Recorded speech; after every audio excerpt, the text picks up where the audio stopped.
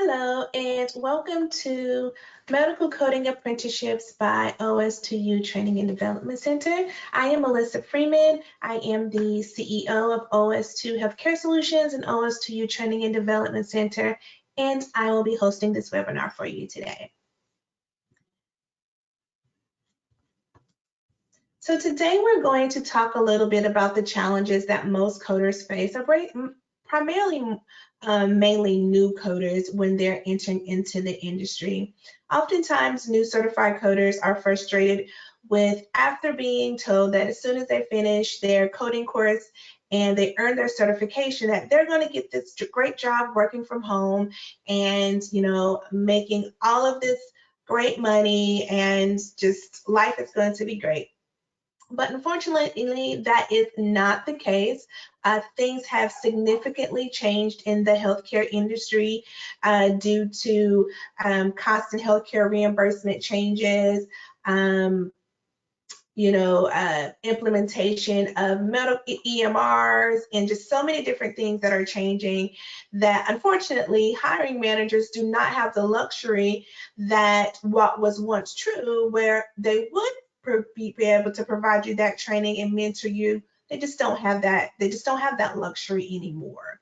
So not only are coders frustrated, but also hiring managers are as well, because they just don't have the time to be able to mentor and foster new coders. And that's where we come in.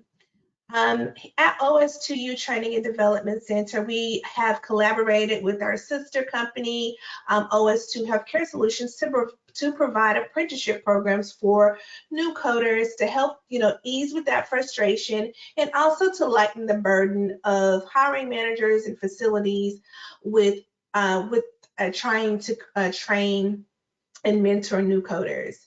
We have created a simulated coding environment that monitors, manages, and mentors new coders with the help of our amazing coding leadership team, our group of our group of mentors and project leads. They're all in support of helping to make sure that new coders are great. We include a paid OJT, on-the-job training.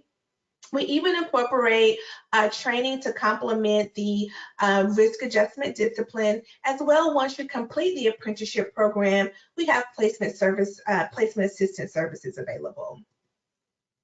So actually, what is the risk adjustment apprenticeship? It is a Department of Labor approved program designed to assist novice coders earn the experience and skills needed to prepare their coding career. Just that simple. So what is risk adjustment? Risk adjustment is a method to offset the cost of providing health insurance for individuals, such as those with chronic conditions who represent a relatively high risk to insurers.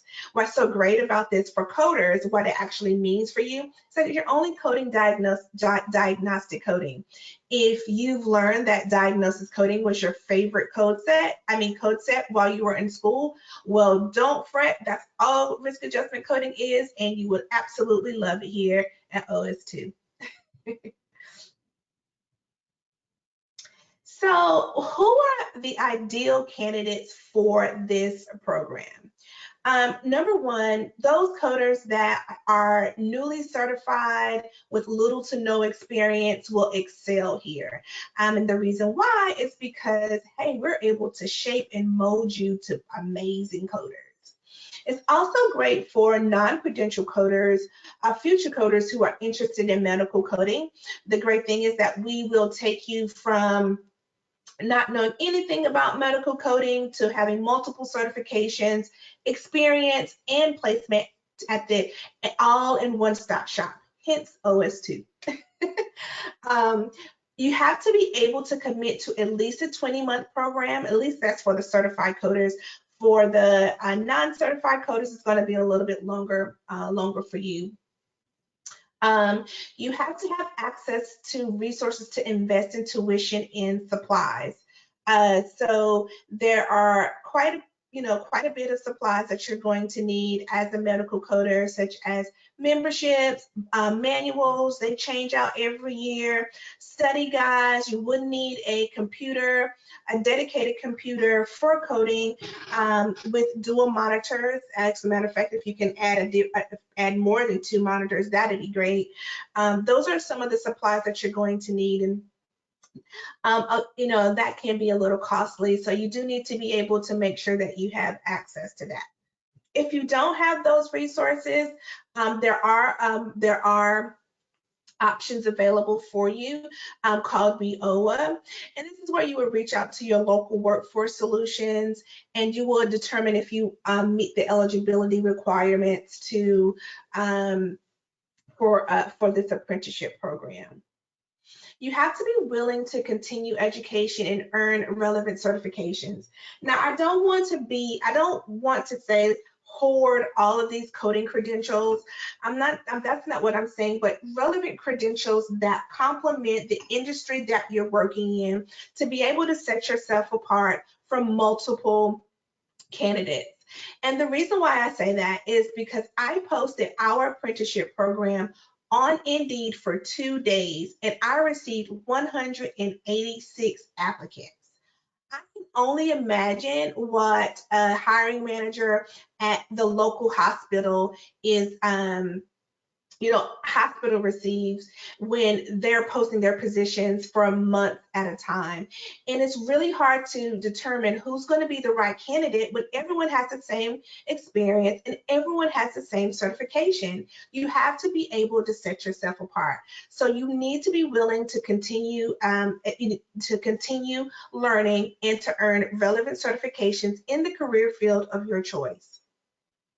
Another thing about medical coding is that you need to, and who would be an ideal candidate for this program, is that you need to be able to adapt to change in a fast-paced environment. Specifically as it comes to retrospective risk adjustment, oftentimes we have such a short window to present all of this data to CMS or HCC scores to CMS, so the insurers are properly reimbursed based upon how sick a patient is.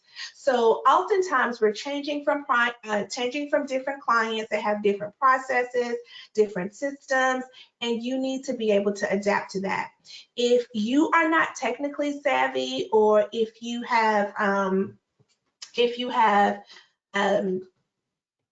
not computer literate, then you may find it hard to be successful, not only in this program, but in the retrospective risk adjustment field. So let's talk a little bit about the phases of the apprenticeship program. We have our selection phase, and the selection phase is when we put you through one of our we put you through a mock project to determine your ability to to data abstract, to assign appropriate codes, your ability to retain information regarding how to use your resources and how to navigate systems, how to understand processes. That's what the selection phase is. Then we have our OJT phase, which is on the job training, and this is when you're actually going to be working in a live project and you'll be paid during this time period. Our experienced managers and project leads and auditors will be there to assist you throughout the entire process. There are 2 phases of the OJT, of the on-the-job training during the apprenticeship program. Then we have our training phase. There's only one cycle of training, and that's in between the OJT phases. And this is where you would be offered, this is where we'll have customized training based on the certification that you enter into, to be able to complement your current certification that you have, and also to improve your marketability once the apprenticeship program is over. During the placement phase, we have what we like to call our seasonal temporary placement segment, and then we also have a permanent placement segment for those that are looking for something with a little bit more stability. So let's go into discuss a little bit more about our selection phase. So our selection phase, as I mentioned earlier, is when we put you through our preseason training HCC mock project. Now, this project is a simulated core or simulated project with redacted charts. You are managed, excuse me, you are managed and monitored by our coding managers and who just so happens to be our instructors as well. Our coding managers, you are paired with mentors that was in your seat, that were in your very same space or position, excuse me, that you were last year, but that was able to crack the code. We find this to be very instrumental in the growth of a new coder, because oftentimes when it comes to how new coders understand information, we find that it's easier that the new coders that excelled quickly and that was able to meet production and performance requirements during our last season are very instrumental in helping also helping new coders. So I really am excited about that mentorship that we offer. Then now in order to be selected for the apprenticeship phase, you have to complete this. It's a 10-week program and you have to complete it. And you have to make sure that you code at least 150 charts by the end of the program, by the end of the 10 weeks, and you have to have a 90% quality score at the end of the 10 weeks. To be perfectly honest with you, in the words of our instructor, don't be alarmed when you start coding in the mock project and you absolutely suck.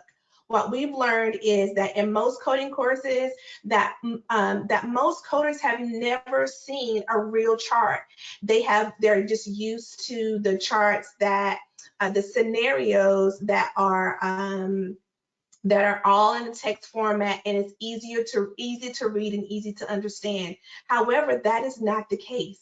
And so that's what the mock project puts you through. So you're not overwhelmed, so you're not overwhelmed on your day one of your apprenticeship. You have 2 months, 2.5 months to get all the jitters out.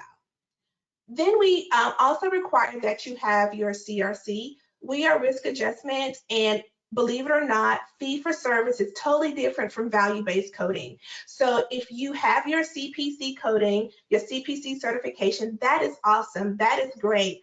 But to be competent in our industry or in risk adjustment, we find that it's easier and it's better for the coders to adjust to the risk adjustment environment if they understand the philosophies behind behind risk adjustment, if they understand the why, and so we require that you have your CRC. Now, if you don't have your CRC prior to going through the selection, we do have a CRC bootcamp. It's online, and we're super proud to announce that for the past 2 years, our instructor, Monica Walker, has 100% pass rate, and our average score is 86%, meaning that most of our students, after completing the mock project preseason training, then going into the boot camp, they are able to have a magna cum laude score higher than 90%. So we're really, really proud of the program that we created, and we're really excited about, offering this to new coders. Our selections, we only offer preseason training or a selection phase 3 times a year, and that's in February, May, and August. Of course, our February is over. May session is already full, and for August, I think we only have about 15 seats remaining. So for 2020, then we'll have a wait list in the event that we have anyone to drop out or withdraw from the course in August, or you can also go ahead and pre-register for next year. So then we'll go into our on-the-job training phase. Now, our on-the-job training phase, remember that is 2 cycles. You have to go through 2 cycles with us of OJT. And what does that really mean? Just so you have an idea, risk adjustment, the peak season is between May and January 31st. And and then there's this hiatus period, like for about 3.5 months. Yeah, 3.5 months. There's this hiatus period, which is February through mid-May. And so during that, the OJT cycles are in between those hiatus phases. So you have one after you complete selection. You'll go through your training cycle based upon the certification that you enter, and then you'll go through your second OJT phase. Your OJT is going to be based upon when you enter, determining once you start your apprenticeship program. It is paid, and yes, you can do it all from home. You want to make sure that once you're in the, well, actually, you want to make sure during your selection phase, I forgot to tell you guys that you have at least the supplies that you're going to need are your computer with dual monitors, and you need to make sure that you have your current and your previous year ICD-10 CM book. You wouldn't need any additional supplies during the OJT phase, other than you just want to make sure that you have fast, reliable internet. If you know you're in a very rural area and the internet is spotty, make sure you also have a hotspot so you always have access to the internet. When we actually start our apprenticeships, our apprenticeship start dates are in May, July, and October of each year. As a reminder, OJT or our HCC peak season is May through January of every year.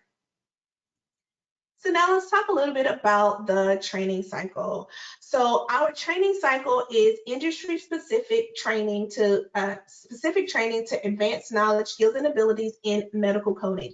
Training is custom based on the certifications held at the completion of the selection phase. And I'll get into what the different apprenticeship types are, and then what your selection phases are going to be. But typically how it works is you're going to have 2 OJT phase and 1 training cycle, and then you'll go into the placement phase. The training cycles, as I mentioned earlier, it's going to be during our breaks or our hiatus periods of peak season. So that's going to be around February the 1st through mid-May. The final portion or the final phase of the program is our placement. I'm so proud, I'm so excited to say that, hey, once you complete the apprenticeship program, you are going to have a position. You will always have at least a seasonal position with OS2 as long as you meet the performance requirements during the apprenticeship program. Now, a caveat to that is in order for you to maintain that seasonal role, you have to make sure you don't skip a season. And the reason behind that is all of our clients, they change things every single year. And in order for you not to have to go through preseason training again, in order for you to stay on as a seasonal coder, you have to make sure that you're working every season. So you always have a position there. But let's just say, unfortunately, seasonal temporary work is not what I'm looking for. I really need something permanent. I need something different. Then we can help you with that too. We have a permanent placement practicum. It is also like a course in itself where we have one of our instructors help you with preparing a government resume to be able to post your resume for like Department of Defense positions, such like with military treatment facilities or VA or other government healthcare entities, federal government healthcare entities, also civilian resume. We partnered with Ann Barnaby from Project Resume, and she'll be creating your civilian resume. We help with interview coaching. We'll help you with preparing for your interview. We'll also do a professional headshot to be able to put onto your LinkedIn, and if you want it on your resume, we can get that done too. We help you with a coding portfolio, and I'm really excited about this. This is like your coding scrapbook, and it's going to have all of your accomplishments during your apprenticeship in that coding portfolio. It will have your government resume, your civilian resume, all the CEUs that you earned during the apprenticeship.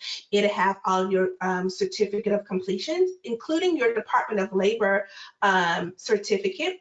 You can include your coding certifications in there. But one of the things that I'm so super excited about to put into that coding portfolio is your coder report card.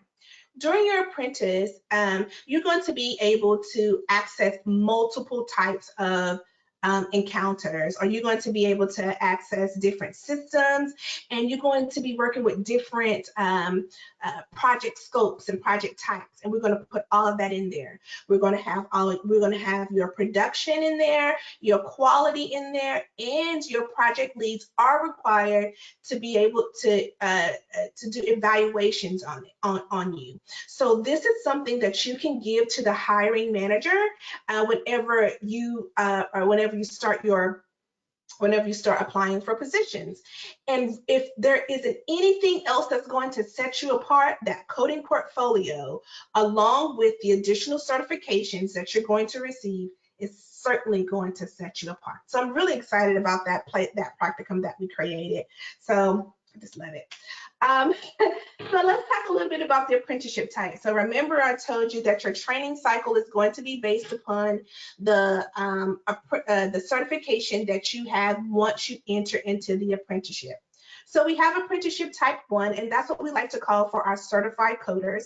And as you can see, those are the certifications. It's the CPC-a, your CPC, your coc-a, your coc, your ccs, or your ccsp. If you have one of those certifications, then you are apprenticeship 1.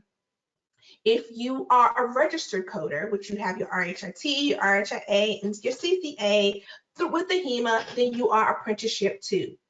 If you don't have any credential at all and you need help from A to Z with starting your coding career, then you are apprenticeship type 3.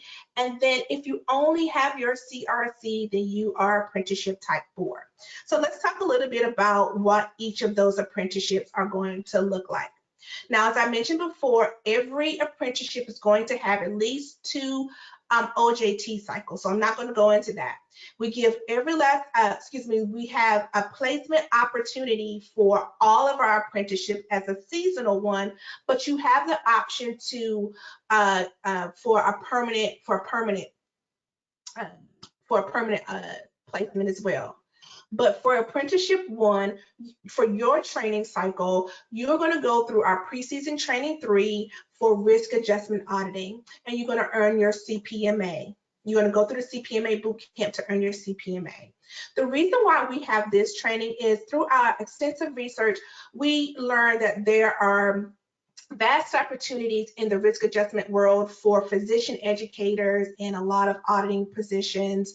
And to be able to ensure that our coders are marketable, then we offer that, we offer the we're offering the risk adjustment auditing role, training cycle. So that is for certified coders. If you have your RHIT, then our certification your training cycle is going to be Intro to Physician Coding, so you can earn your CPC.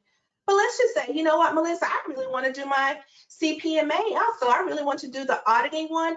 That is something that you can do, but it's not a part of the apprenticeship program. So you absolutely have that opportunity, but it's just not a part of your custom training.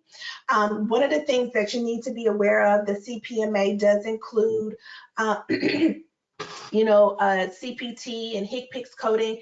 And so if you don't have a lot of experience in that, you would need to understand the fundamentals of fee-for-service coding, physician outpatient coding, before you can sit for that CPMA. And so that's the reason why we make this a requirement for registered. Now, for my non-credential coders, you're going to have 2 training cycles, 2 OJTs along with your placement, cycle. And so your first training cycle is only going to be associated with the risk adjustment course and you earning your CRC just to be eligible to, to start on the job training to get paid while you're coding. Then once you, actually while you're in your OJT1 on Saturdays is when you're going to start your training cycle 2, which is your outpatient coding. And this is where you're going to get your CPC and your COC.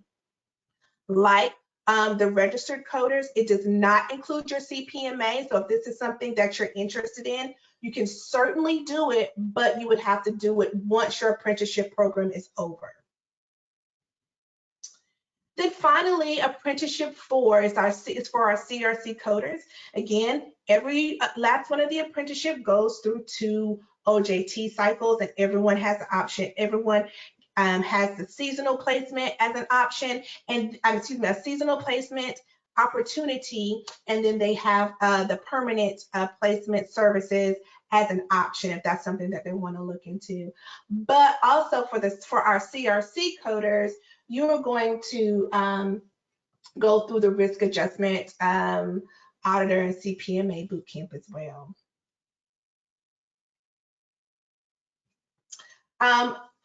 So what do you need to do to get started? You're like, Melissa, this sounds great. I really want to do this. It has everything that I've been looking for. Before anyone can join our apprenticeship program, you have to talk to me first. And this is an intimate conversation that we're going to have just to ensure that your goals are aligned with the progression of the apprenticeship program. What I will say, if you've heard about us before, the days where we allow someone to come into the days where we will allow anyone to join our preseason training and start coding for us is long gone. We only allow, you can only work for us, or you can only do the apprenticeship program if you're able to do that commitment. And I want to make sure that you understand what that commitment is like before you sign up. I don't want to waste your time. I want to make sure, I just don't want to waste your time. So I just want to make sure that everyone is in agreement with that. And it also gives us this opportunity to connect. One of the things I can say that I really like about our company is that we're small in nature. We're a small firm with big results, right? And we just want to make sure that it's a harmonious environment for learning and teaching and growing and just being an overall great, well-rounded coder. So that's one of the reasons why we do that. Before anyone can join, you have to do the career advisory session. And what you're going to find out for those that are able to join is that the environment is so great that you're just going to really love the coding environment because you're going to have like-minded individuals in the program with you. You have to choose a selection date. Again, a selection session date. Yeah, so remember the selection phase is preseason training in the CRC bootcamp if you need it. So you need to choose when you want to start. Again, we only offer those 3 times a year, and that's in February, May, and August. Those are our selection start dates. You have to pay for your selection session. Preseason training is $500 and the CRC bootcamp is $250. You would receive once you pay for your selection courses, then you would then sign an enrollment agreement, and then you would purchase your supplies, and we'll send you a supply list.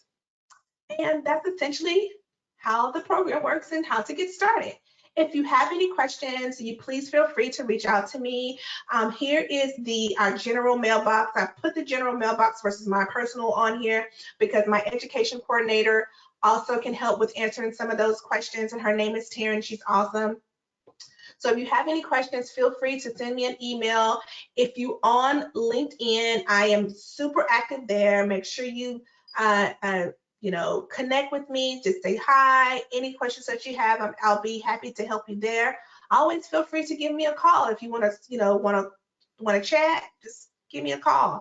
If I don't answer the phone, I'm either probably in a training session, or if myself or Taryn doesn't answer the phone, I'm either in a training session or I'm on the phone with someone else. So just please make sure that you leave a voicemail and we will contact you back shortly.